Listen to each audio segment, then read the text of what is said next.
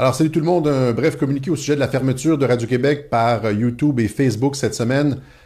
Donc, par la présente, moi, Alexis Cossette-Trudel, déclare que mes comptes personnels et professionnels du réseau social Facebook et celui de ma chaîne Radio-Québec sur le média en ligne YouTube ont été fermés dans l'espace d'une semaine, et ce, sous de faux prétextes.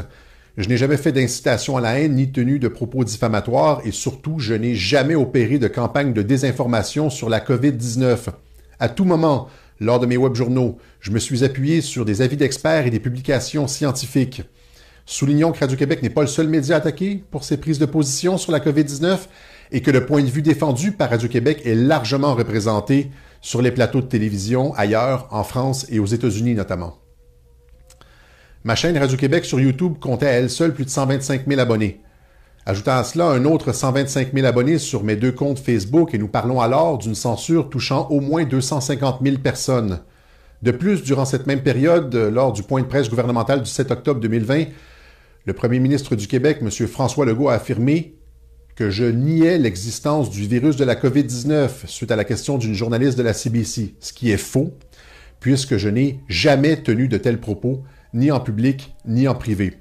Les propos que le premier ministre Legault a tenus à mon égard lors de son point de presse du 7 octobre étaient donc diffamatoires et constituaient une atteinte à ma réputation. Que l'on soit en accord ou pas avec mes idées, mes propos ou mes analyses, je ne peux pas accepter de me faire censurer ou attaquer de la sorte. Je n'ai par ailleurs reçu aucun soutien de la part des médias traditionnels dans cette affaire touchant la liberté d'expression.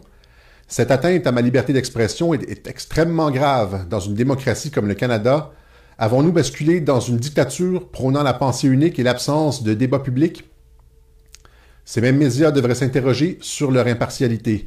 Malgré la censure injustifiée dont j'ai fait l'objet de la part de Facebook et YouTube, je continuerai de communiquer mes analyses et mes points de vue au grand public. À cet effet, j'invite la population à me rejoindre sur les réseaux Twitter, Vimeo surtout, et aussi VK. Merci.